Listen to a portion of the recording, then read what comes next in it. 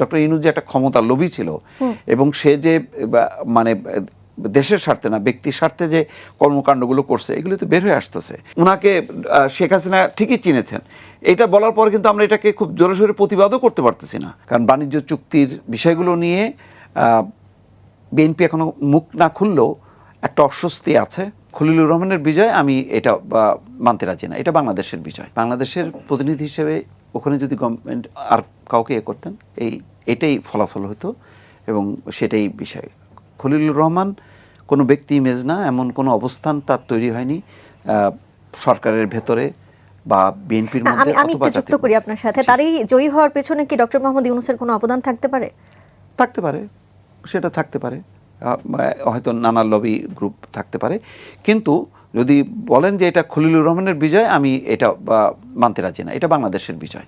উনি বাংলাদেশকে রিপ্রেজেন্ট করছে, মানে উনাকে বাংলাদেশ রিপ্রেজেন্ট করেনি, এটা হলো পরিষ্কার। কারণ খলিলুর রহমান আমি বিতর্কিত ব্যক্তি, এটা মানতেই হবে, কারণ বাণিজ্য চুক্তির বিষয়গুলো নিয়ে বিএনপি এখনো মুখ না খুললেও একটা অস্বস্তি আছে এবং এর দায়টা ঐতিহাসিকভাবে তাকে নিতে হয়েছে। অনেকগুলো চুক্তির দায় গভর্নমেন্টকে নিতে হয়েছে, কারণ আপনি জানেন যে সরকারে যখন আসে তখন চট করে বললেই, যেমন আসিফ মাহমুদ সজীব ভুঁইয়া বললেন না 147টা যে চুক্তি হয়েছে ভারতের সাথে সব বাতিল হয়েছে। পরে পররাষ্ট্র উপদেষ্টা তহিদ হোসেন বিবৃতি দিয়ে বলতে হলো যে না এই ধরনের কোনো বাতিল হয়েছে, এটা পররাষ্ট্র মন্ত্রণালয় বা সরকারের জানা নেই।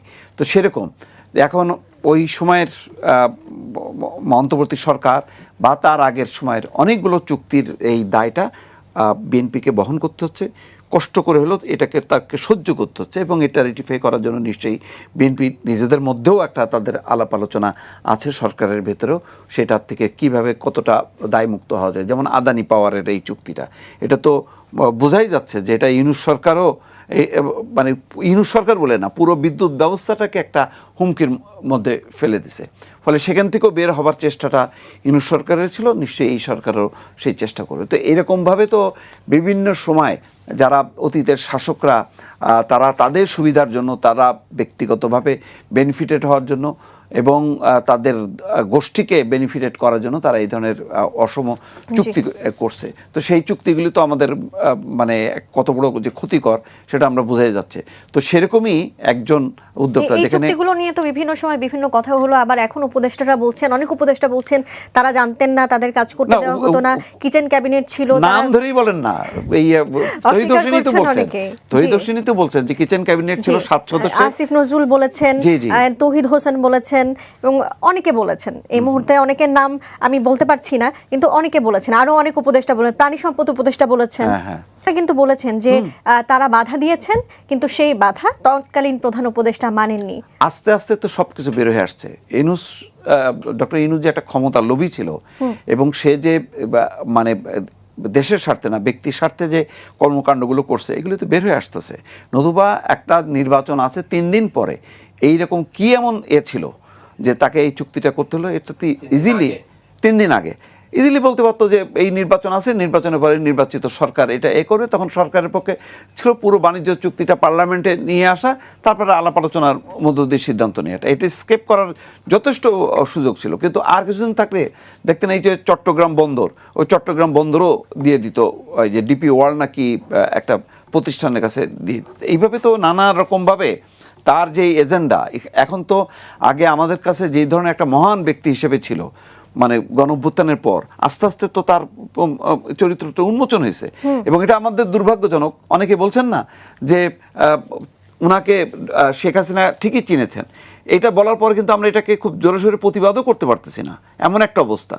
তো এই মুহূর্তে এসে উপদেষ্টারা কেন এসব কথা বলছেন? তারা তো তখন ছিলেন, তাদের সাথে অন্যায় হয়েছে, যদি তাদেরকে আসলে থাকতে দেওয়া না হয়। এটাও তাদের স্ববিরোধিতা, এক ধরনের আপোষকামিতা।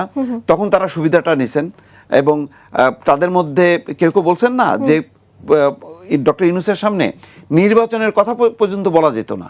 কিন্তু আজকে চিন্তা করেন যে যদি নির্বাচনটা সত্যি সত্যি যদি 6 মাসের মধ্যে হয়ে যেত, তাহলে ডক্টর ইউনূস কিন্তু একটা মডেল হতো এবং মানে খুবই গ্লোরিয়াস একটা অবস্থানে তিনি থাকতে পারতেন। আজকে কিন্তু তার ভাবমূর্তি একদম, তার পক্ষে কথা বলার মতন মিডিয়াতে আপনি একটা লোকও পাবেন না।